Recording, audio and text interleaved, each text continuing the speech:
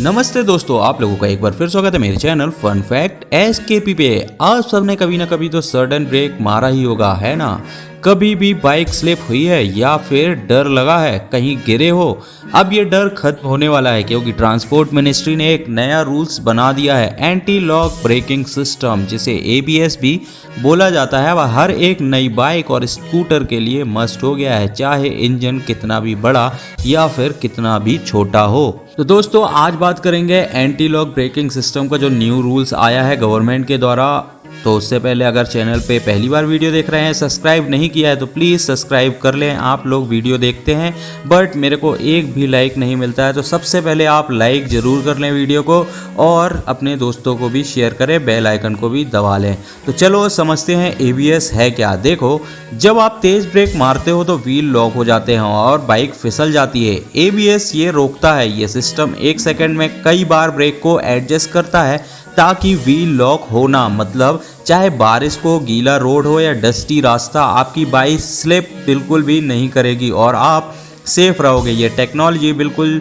जैसे आपके दोस्त हैं जो ब्रेक के टाइम कंट्रोल देते हैं, वैसे ही ये एबीएस सिस्टम ही है। वैसे ही काम एबीएस सिस्टम करता है। और एक बड़ी बात, जनवरी 2026 के बाद हर एक नई बाइक या स्कूटर के साथ मैन्युफैक्चरर्स को देना होगा 2 हाई क्वालिटी हेलमेट्स। जी हाँ, जो bureau of Indian standards BIS marks जिसमें लगा हो, रूल्स फॉलो करते हो, वैसे 2 हेलमेट्स देने होंगे। ये हेलमेट्स आपके और आपके साथी के लिए, ताकि दोनों सेफ रहें। सेफ्टी का पूरा पैकेज है। अब जरा सोचो दोस्तों, हर साल इंडिया में लाखों लोग रोड एक्सीडेंट्स में अपनी जान गंवा देते हैं। 2022 के गवर्नमेंट डेटा के हिसाब से 1.5 लाख एक्सीडेंट्स में 20% से बाइक्स और स्कूटर्स के थे। ये एक्सीडेंट्स अक्सर तब होते हैं जब ब्रेक के टाइम कंट्रोल चला जाता है या राइडर हेलमेट नहीं पहनता है। इसलिए ट्रांसपोर्ट मिनिस्ट्री ने ये नए रूल्स को बनाया है। एबीएस और हेलमेट के साथ हर नई 2 व्हीलर्स को सेफ बनाना है। ये रूल्स जनवरी 2026 से हर मॉडल के लिए कंपलसरी और एबीएस को इंडियन स्टैंडर्ड IS 14664:2010 के हिसाब से होना होगा। अब ये भी सुन लो दोस्तों, ये नया रूल सेफ्टी के लिए है, लेकिन कुछ लोग सोच रहे हैं अरे इससे बाइक के प्राइस तो नहीं बढ़ जाएंगे। सच बात यह है कि एबीएस और हेलमेट की वजह से थोड़ी सी कॉस्ट बढ़ सकती है, क्योंकि ये एडवांस टेक्नोलॉजी है और हेलमेट्स भी BIS अप्रूव्ड होंगे। लेकिन सोचो, अगर ये एक्सीडेंट से आप या आपके परिवार बच जाएं तो ये छोटी सी हेलमेट की कीमत ही क्या है। और मैन्युफैक्चरर्स के लिए ये चैलेंज हो सकता है कि वो लो कॉस्ट बाइक में भी एबीएस फिट करे। लेकिन गवर्नमेंट का ये कदम आपकी सेफ्टी के लिए ही है, ताकि आप बिना डर के रोड पे चल सको। तो दोस्तों, ये नया रूल्स आपके लिए ही है, आपकी जान बचाने के लिए ही है, आपके परिवार के लिए ही है। जनवरी 2026 के बाद हर नई बाइक या स्कूटर्स में एबीएस होगा और साथ में 2 BIS अप्रूव्ड हेलमेट्स भी मिलेंगे। चाहे आप सिटी में चला रहे हो या हाईवे में, ये सेफ्टी फीचर्स आपको प्रोटेक्ट करते रहेंगे। बस याद रखो, हेलमेट्स पहनना जरूरी है और एबीएस वाली बाइक को ही चुनो। अपनी सेफ्टी और अपनी जिम्मेदारी अपने साथ ही रखो। चलो, इंडिया सेफ राइड करो, मस्त राइड करो। शेयर करो ये मैसेज और #RideSafeIndia के साथ कमेंट कर दो, पूरे वीडियो को फैला दो। शेयर करो वीडियो को दोस्तों अपने रिश्तेदारों के साथ। और मेरे YouTube चैनल पे पहली बार वीडियो देख रहे हैं तो इसको सब्सक्राइब करना ना भूलें। दूसरी न्यूज़ पे चलते हैं। पाकिस्तान और चाइना एक नई रीजनल ब्लॉक बनाने के लिए काम कर रहे हैं, जो शायद south Asian association for regional cooperation SAARC को रिप्लेस कर सकते हैं। एक्सप्रेस ट्रिब्यून के मुताबिक इस्लामाबाद और बीजिंग के बीच बात एडवांस स्टेज पे है। दोनों कंट्रीज मानते हैं कि रीजनल इंटीग्रेशन और कनेक्टिविटी के लिए एक नए ऑर्गेनाइजेशन की ज़रूरत है। सोर्सेस के मुताबिक इस नए ब्लॉक में इंडिया को इनवाइट किया जाएगा और श्रीलंका, मालदीव और अफगानिस्तान जैसी कंट्रीज भी इसमें शामिल होंगे। इस ऑर्गेनाइजेशन का मेन मकसद ट्रेड और कनेक्टिविटी के जरिए रीजनल एंगेजमेंट को बढ़ाना है। SAARC, जिसमें चाइना नहीं था, इंडिया, अफगानिस्तान, बांग्लादेश, भूटान, मालदीव, नेपाल, पाकिस्तान और श्रीलंका शामिल है। काफ़ी टाइम से सस्पेंड है क्योंकि इंडिया और पाकिस्तान के बीच कॉन्फ्लिक्ट की वजह से इसके समिट्स नहीं हो पा रहे हैं। लास्ट SAARC समिट 2014 में काठमांडू में हुआ था। 2016 के समिट इस्लामाबाद में होने वाला था, लेकिन उरी अटैक के बाद इंडिया ने पार्टिसिपेट करने से ही मना कर दिया था। और तो और बांग्लादेश, भूटान और अफगानिस्तान भी इसमें समिट में नहीं गए थे, जिस कारण से ये समिट को कैंसिल करना पड़ा था। रिसेंटली पाकिस्तान, चाइना और बांग्लादेश के बीच कमनिंग चाइना में एक ट्राइलेटरल मीटिंग हुई है जो इस नए ब्लॉक के लिए डिप्लोमेटिक एफर्ट्स का हिस्सा है, लेकिन बांग्लादेश के इंटरिम गवर्नमेंट ने किसी भी अलायंस के बारे में बात को डिसमिस किया और कहा है कि ये मीटिंग पॉलिटिकल तो नहीं थी। उनके फॉरेन अफेयर्स एडवाइजर एम तौहीद हुसैन ने कहा है, we are not forming any alliances. अगर ये प्रपोजल सक्सेसफुल होता है तो ये सार्क को रिप्लेस कर सकता है जो इंडिया पाकिस्तान टेंशन की वजह से बंद हुआ था। हालांकि सार्क में पहले चाइना नहीं था, लेकिन यहाँ पे चाइना अगर कोई ग्रुप या ब्लॉक फॉर्म करेगा तो चाइना मेन कंट्री यहाँ पे बन के निकलेगा। तो देखते हैं फ्रेंड्स, चाइना जिस तरीके से अमेरिका ने कई G7, G8, G20, नाटो इस तरीके के बनाए थे, वैसे ही चाइना भी बहुत सारे अलायंसेस बनाने की कोशिश में लगा हुआ है और उसकी कोशिश कामयाब भी हो रही है। आगे चल के देखते हैं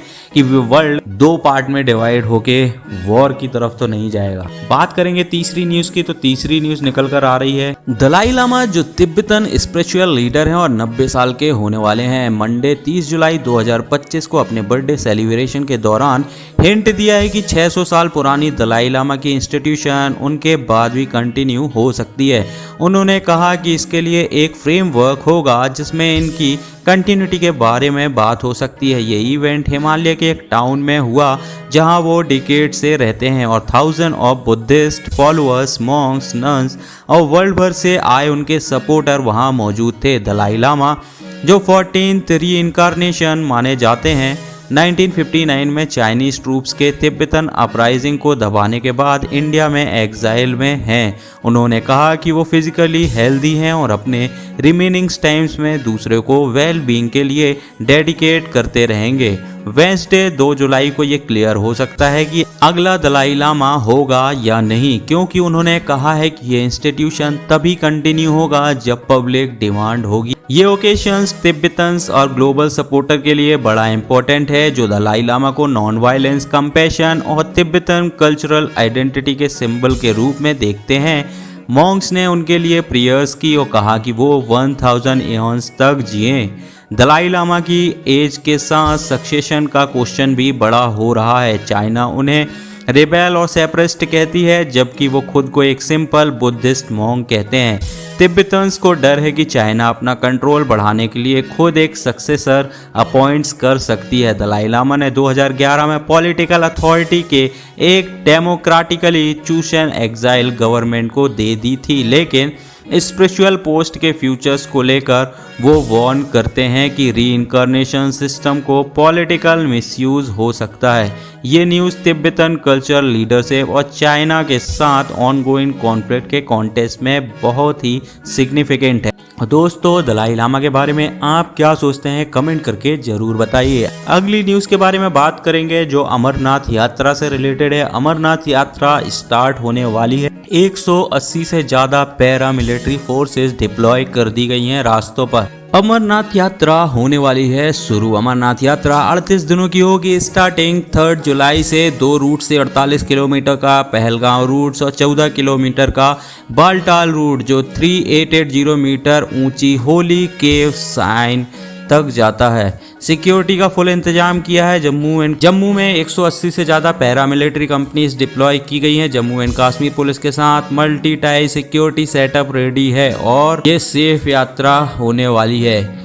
आईजीपी जम्मू जोन भीमसेन टुटी और डिविजनल कमिश्नर रमेश कुमार ने एक मीटिंग की जिसमें सिक्योरिटी और अरेंजमेंट्स को फाइनल किया गया। पहले से भी बेहतर अरेंजमेंट अब होंगे।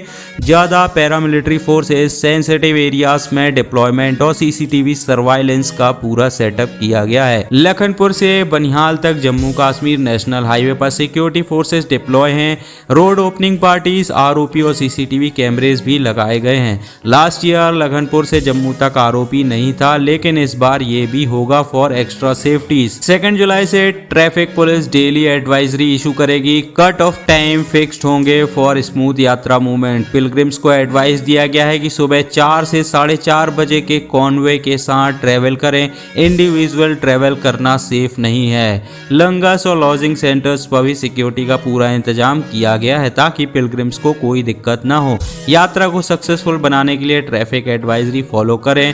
कॉन्वो के साथ चलें और सेफ और ऑर्गेनाइज तरीके से यात्रा को कंप्लीट करें। मिलिट्रीज और जो रूल्स बनाए गए हैं उसको फॉलो करना बहुत ही ज़रूरी है किसी भी अनहोनी घटना होने के लिए। तो दोस्तों, आपको कैसे लगा ये न्यूज़ सुनकर? अगर आपको ये न्यूज़ पसंद आई हो, आपको लगता है कि हमारा भारत अभी डेवलप कर रहा है और आगे भारत बहुत ही आगे जाए और आगे चलकर भारत बहुत जल्द डेवलप कंट्री बन जाएगा, तो आप कमेंट करके ज़रूर बताइए। वीडियो को लाइक और शेयर ज़रूर करें, बेल आइकन को दबाएं। हाँ, कमेंट और लाइक आपके आते नहीं हैं तो प्लीज़ वो ज़रूर आप करें। आप मेरी वेबसाइट को ही फॉलो कर सकते हैं जिसका नाम है www.dnewson.com। मिलते हैं एक नए वीडियो के साथ। आज के लिए इतना ही। धन्यवाद। जय हिंद।